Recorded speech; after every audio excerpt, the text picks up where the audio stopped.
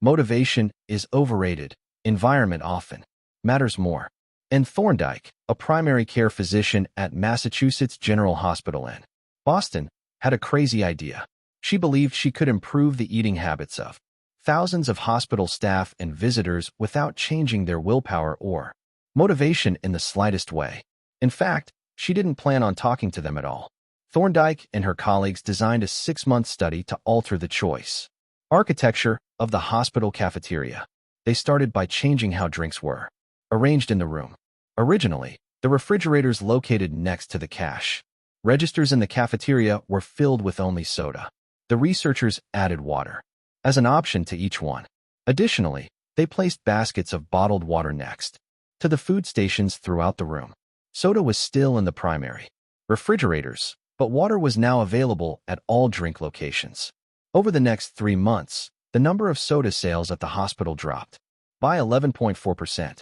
Meanwhile, sales of bottled water increased by 25.8%. They made similar adjustments and saw similar results with the food in the cafeteria. Nobody had said a word to anyone eating there. After, people often choose products not because of what they are, but because of where they are. If I walk into the kitchen and see a plate of cookies on the counter, I'll pick up half a dozen and start eating, even if I hadn't been thinking about them beforehand and didn't necessarily feel hungry. If the communal table at the office is always filled with donuts and bagels, it's going to be hard not to grab one every now and then. Your habits change depending on the room you are in and the cues in front of you. Environment is the invisible hand that shapes human behavior. Despite our unique personalities, certain behaviors tend to arise again and again under certain environmental conditions. In church, people tend to talk in whispers. On a dark street, people act wary and guarded. In this way, the most common form of change is not internal, but external. We are changed by the world around us. Every habit is context-dependent. In 1936, psychologist Kurt Lewin wrote a simple equation that makes a powerful statement. Behavior is a function of the person in their environment, or B equals F, P, E. It didn't take long for Lewin's equation to be tested in business. In 1952, the economist Hawkins Stern described a phenomenon he called suggestion impulse buying, which is triggered when a shopper sees a product for the first time and visualizes a need for it. In other words, customers will occasionally buy products not because they want them, but because of how they are presented to them. For example, items at eye level tend to be purchased more than those down near the floor.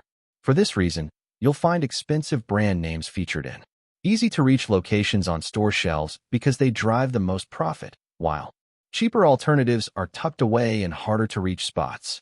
The same goes for end caps, which are the units at the end of aisles. End caps are money-making machines for retailers because they are obvious locations that encounter a lot of foot traffic. For example, 45% of Coca-Cola sales come specifically from end-of-the-aisle racks. The more obviously available a product or service is, the more likely you are to try it. People drink Bud Light because it is in every bar and visit Starbucks because it is on every corner. We like to think that we are in control. If we choose water over soda, we assume it is because we wanted to do so. The truth, however, is that many of the actions we take each day are shaped not by purposeful drive and choice, but by the most obvious option. Every living being has its own methods for sensing and understanding the world. Eagles have remarkable long-distance vision. Snakes can smell by tasting the air with their highly sensitive tongues. Sharks can detect small amounts of electricity and vibrations in the water caused by nearby fish. Even bacteria have chemoreceptors, tiny sensory cells that allow them to detect toxic chemicals in their environment. In humans, perception is directed by the sensory nervous system. We perceive the world through sight, sound, smell, touch, and taste. But we also have other ways of sensing stimuli. Some are conscious, but many are non-conscious. For instance, you can notice when the temperature drops before a storm, or when the pain in your gut rises during a stomachache, or when you fall off balance while walking on rocky ground. Receptors in your body pick up on a wide range of internal stimuli, such as the amount of salt in your blood or the need to drink when thirsty. The most powerful of all human sensory abilities, however, is vision. The human body has about 11 million sensory receptors. Approximately 10 million of those are dedicated to sight. Some experts estimate that half of the brain's resources are used on vision. Given that we are more dependent on vision than on any other sense, it should come as no surprise that visual cues are the greatest catalyst of our behavior. For this reason, a small change in what you see can lead to a big shift in what you do. As a result, you can imagine how important it is to live and work in environments that are filled with productive cues and devoid of unproductive ones. Thankfully, there is good news in this respect. You don't have to be the victim of your environment. You can also be the architect of it. How to design your environment for success. During the energy crisis and oil embargo of the 1970s, Dutch researchers began to pay close attention to the country's energy usage. In one suburb near Amsterdam, they found that some homeowners used 30% less energy than their neighbors, despite the homes being of similar size and getting electricity for the same price. It turned out the houses in this neighborhood were nearly identical except for one feature: the location of the electrical meter. Some had one in the basement. Others had the electrical meter upstairs in the main hallway. As you may guess, the homes with the meters located in the main hallway used less electricity. When their energy use was obvious and easy to track, people changed their behavior. Every habit is initiated by a cue, and we are more likely to notice cues that stand out. Unfortunately, the environments where we live and work often make it easy not to do certain actions because there is no obvious cue to trigger the behavior. It's easy not to practice the guitar when it's tucked away in the closet. It's easy not to read a book when the bookshelf is in the corner of the guest room. It's easy not to take your vitamins when they are out of sight in the pantry. When the cues that spark a habit are subtle or hidden, they are easy to ignore. By comparison, creating obvious visual cues can draw your attention toward a desired habit. In the early 1990s, the cleaning staff at Schiphol Airport in Amsterdam installed a small sticker that looked like a fly near the center of each urinal. Apparently, when men stepped up to the urinals, they aimed for what they thought was a bug. The stickers improved their aim and significantly reduced spillage around the urinals. Further analysis determined that the stickers cut bathroom cleaning costs by 8% per year. I've experienced the power of obvious cues in my own life. I used to buy apples from the store, put them in the crisper in the bottom of the refrigerator, and forget all about them. By the time I remembered, the apples would have gone bad. I never saw them, so I never ate them. Eventually, I took my own advice and redesigned my environment. I bought a large display bowl and placed it in the middle of the kitchen counter. The next time I bought apples, that was where they went, out in the open where I could see them. Almost like magic, I began eating a few apples each day simply because they were obvious rather than out of sight. Here are a few ways you can redesign your environment and make the cues for your preferred habits more obvious. If you want to remember to take your medication each night, put your pill bottle directly next to the faucet on the bathroom counter. If you want to practice guitar more frequently, place your guitar stand in the middle of the living room. If you want to remember to send more thank you notes, keep a stack of stationery on your desk. If you want to drink more water, fill up a few water bottles each morning and place them in common locations around the house. If you want to make a habit a big part of your life, make the cue a big part of your environment. The most persistent behaviors usually have multiple cues. Consider how many different ways a smoker could be prompted to pull out a cigarette: driving in the car, seeing a friend smoke, feeling stressed at work, and so on. The same strategy can be employed for good habits. By sprinkling triggers throughout your surroundings, you increase the odds that you'll think about your habit throughout the day. Make sure the best choice is the most obvious one. Making a better decision is easy and natural when the cues for good habits are right in front of you. Environment design is powerful not only because it influences how we engage with the world, but also because we rarely do it. Most people live in a world others have created for them, but you can alter the spaces where you live and work to increase your exposure to positive cues and reduce your exposure to negative ones. Environment design allows you to take back control and become the architect of your life. Be the designer of your world and not merely the consumer of it. The context is the cue. The cues that trigger a habit can start out very specific, but over time your habits become associated not with a single trigger, but with the entire context surrounding the behavior. For example, many people drink more in social situations than they would ever drink alone. The trigger is rarely a single cue, but rather the whole situation. Watching your friends order drinks, hearing the music at the bar, seeing the beers on tap. We mentally assign our habits to the locations in which they occur: the home, the office, the gym. Each location develops a connection to certain habits and routines. You establish a particular relationship with the objects on your desk, the items on your kitchen counter, the things in your bedroom. Our behavior is not defined by the objects in the environment, but by our relationship to them. In fact, this is a useful way to think about the influence of the environment on your behavior. Stop thinking about your environment as filled with objects. Start thinking about it as filled with relationships. Think in terms of how you interact with the spaces around you. For one person, her couch is the place where she reads for an hour each night.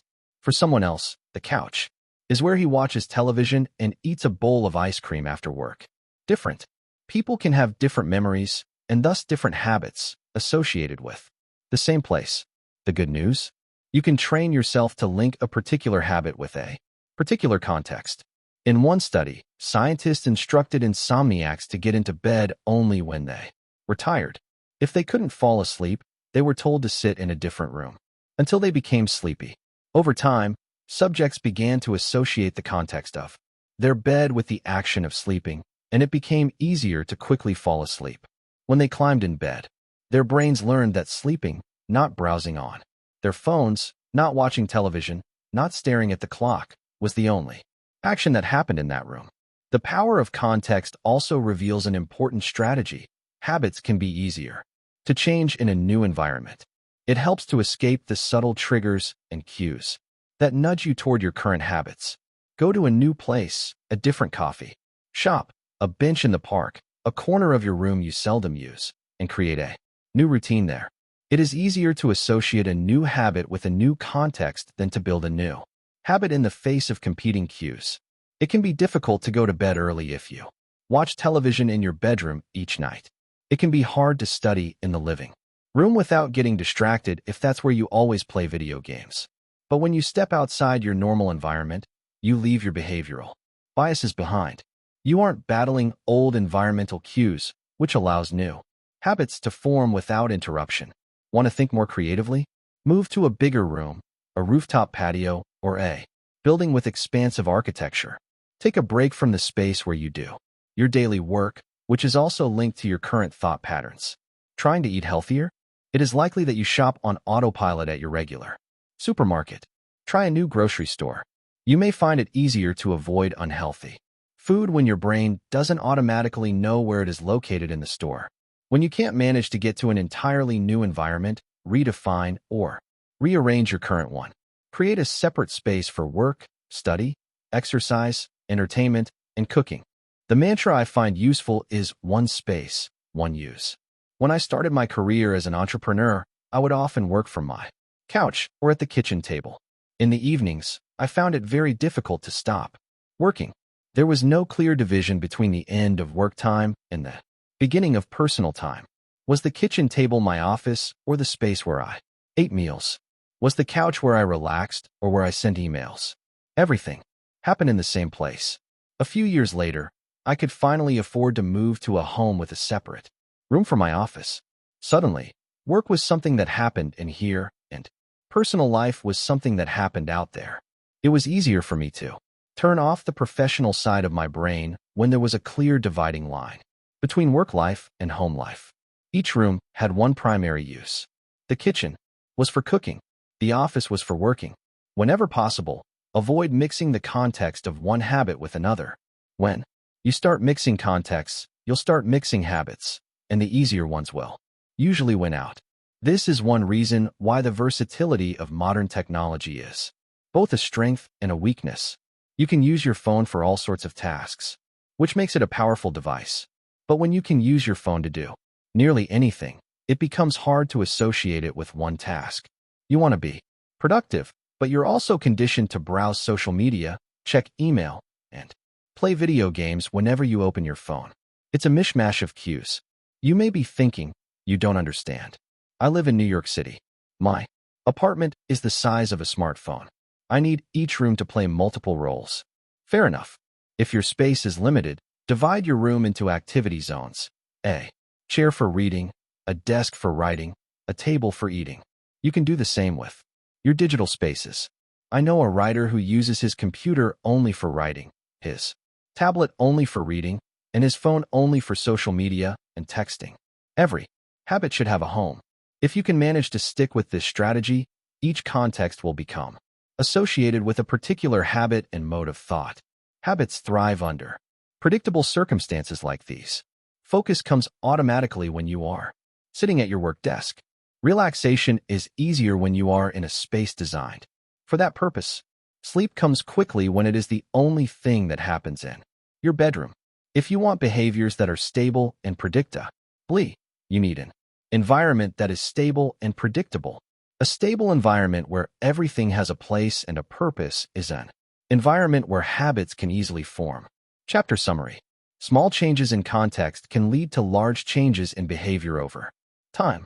Every habit is initiated by a cue. We are more likely to notice cues that stand out. Make the cues of good habits obvious in your environment.